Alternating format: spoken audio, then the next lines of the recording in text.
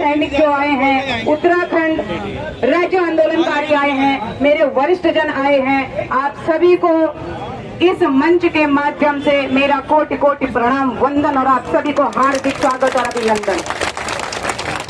हमारे लिए खुशी का दिन भी है कि आज राज्य का स्थापना दिवस है, लेकिन दुख की बात भी है कि 25 साल का उत्तराखंड आज कुपोषित का कुपोषित ही है। नेताओं ने, अधिकारियों ने अपने को तो पोषित किया, लेकिन हम आज भी उसी पायदान पे हैं जिस पायदान से इस पृथक राज्य के अवधारणा की लड़ाई शुरू हुई। बड़े दुख के साथ बोलना पड़ रहा है कि 25 साल के बाद भी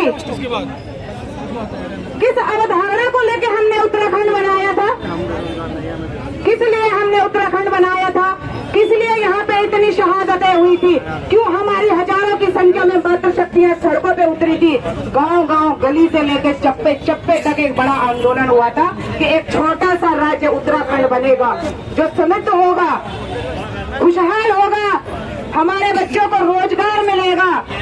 लेकिन आज क्या हुआ, आज हमारे सारे युवा सड़कों में भटक रहे हैं। इससे बड़े शर्म की बात इन सरकारों को और नेताओं के लिए कुछ नहीं हो सकती जो आज है, लेकिन हमारे लिए भी खेद का विषय है कि हम वोट देके इन्हें चुनते जा रहे हैं, चुनते जा रहे हैं, चुनते जा रहे हैं और बिताते जा रहे हैं। आज आप लोग यहाँ पे इकट्ठा हुए हैं, उत्तराखंड से एक क्रांति ने जन्म लिया जिसका नाम बॉबी पवार है। मैं सैल्यूट करती हूँ अपने उस भाई को। सैल्यूट इसलिए भी बनता है कि एक साधारण से घर के लड़के ने, एक साधारण से पहाड़ के युवा ने एक असाधारण कार्य किया और इतनी बड़ी शक्ति को एक धागे में पिरो दिया कि आज शासन और प्रशासन आपके आगे कम से कम नतमस्तक तो हुआ। तो मैं आप सभी से यही आह्वान करती हूँ और आज यही बोलती हूँ कि पृथक राज्य के आंदोलन से लेकर आज तक हम लोग भी आंदोलन कर रहे हैं। आज उत्तराखंड की दशा और दिशा कोई बदल सकता है तो वो सिर्फ युवा बदल सकता है। ये उत्तराखंड युवा का है, ये उत्तराखंड आपका है। आपको विधानसभाओं में होना चाहिए, आपको सचिवालयों में होना चाहिए, तब यहाँ की दशा सुधरेगी। लेकिन इसके लिए आपको अपने अंदर जोश लाना होगा।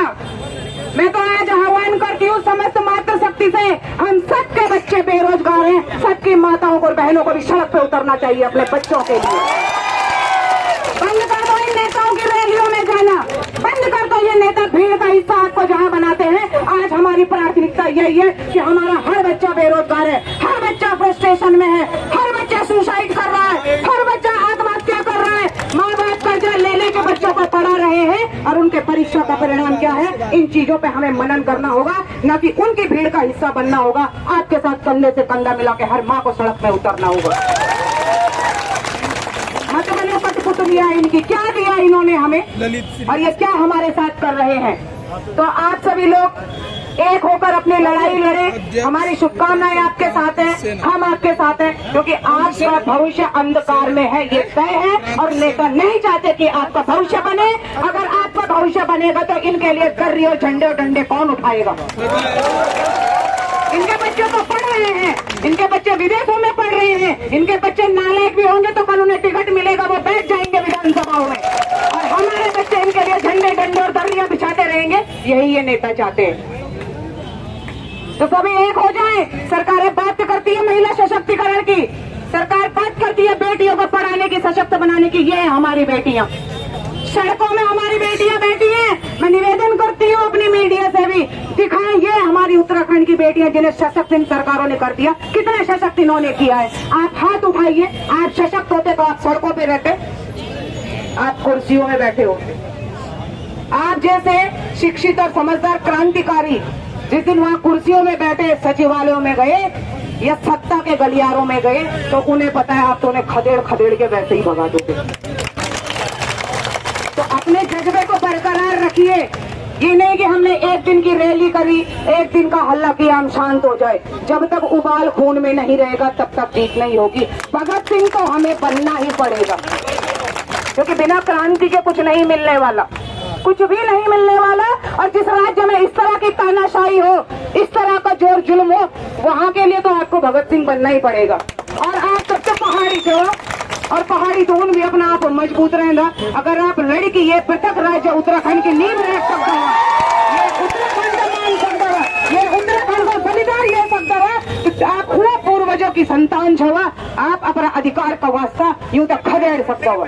मारिए इन्हें, पकड़िए इन्हें, अपने अधिकार के लिए जिस हद तक जाना हो जाइए, क्योंकि ये आपका संवैधानिक अधिकार है और हमसे ये हमारा संवैधानिक अधिकार छीन नहीं सकते, क्योंकि आप न्याय की लड़ाई लड़ रहे हो। ये किसी माफिया की लड़ाई नहीं, ये किसी खनन माफिया की लड़ाई नहीं, खनन पट्टे के लिए लड़ाई नहीं, शराब के पट्टे के लिए लड़ाई नहीं, किसी ठेके के लिए लड़ाई नहीं। हमारे बच्चों ने पढ़ाई की है और वो अपनी शिक्षा के एवज में अपने लिए रोजगार चाहते हैं और हर हाथ रोजगार उत्तराखंड के हर बच्चे का अधिकार है। इसीलिए लोगों ने शहादतें दी थी। आपको वहाँ बिठाने के लिए, अय्याशी करने के लिए, अपना पेट भरने के लिए उत्तराखंड नहीं बनाया था, ये शहादतें नहीं हुई थी। तो सभी लोग एक रहे, एक होकर अपनी लड़ाई लड़े और जो आपका अधिकार है वो आपको मिलेगा, क्योंकि वाकई वो आपका संवैधानिक अधिकार भी है और आपकी नैतिक ड्यूटी भी बनती है कि आप सभी लोगों ने इसी समर्थन के साथ एक दूसरे का हाथ पकड़ के इस लड़ाई को आगे बताना है। डरने की जरूरत नहीं है। जितना आपसे ये लोग डरेंगे, जितना ये आप लोगों को रोकेंगे, जितना ये लोग आपको डराएंगे, इसका मतलब आप प्रभावशाली होते जा रहे हो, क्योंकि कमजोर से कोई नहीं डरता। तो वो डर रहे हैं, आप मजबूत हैं। आप कमजोर होते तो यहाँ पे मेरे पुलिस के बहुत भाई हैं, मेरी बहनें भी हैं, उनकी भी मजबूरी है, वो उनके हाथों बंधे हैं। चाहते तो वो भी हम इन्हीं को लठ बजा देते, बहुत आक्रोश होता है उनके अंदर। हमने देखा भाई, वो भी तो हमारा ही थी, हमारे ही लोग भी तो हमारे दर्द को ज्यादा समझना वाला वो नहीं समझना चाहिए। तो भी हम ही डगर जी हूँ, मजबूरी हम समझना तो, लेकिन वो अमीन बोला तो आप भी थोड़ा नैतिकता परिचय दिया करा। इतना भी क्या बंधना कि बिल्कुल ही गुलाम बन जाओ, कितनी मुश्किल से आजादी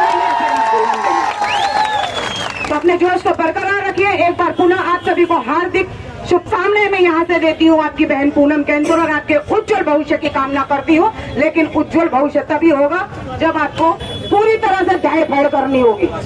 ये